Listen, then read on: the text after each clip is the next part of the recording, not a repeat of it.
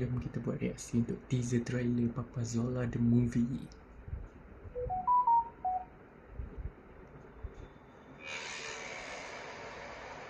Beberapa kubah aneh mula muncul dan merubah persekitaran di bandar-bandar utama serata dunia. Sesetengah orang ramai yang berada di dalam kubah kelihatan bertukar menjadi raksasa. Mama Zila ke? Dari maklumat yang operatif Zila Oh, kumpulkan, Papa tu Alien organisasi penakluk akan gunakan power sfera Cuma untuk boy. aktifkan kubah pengubah realiti.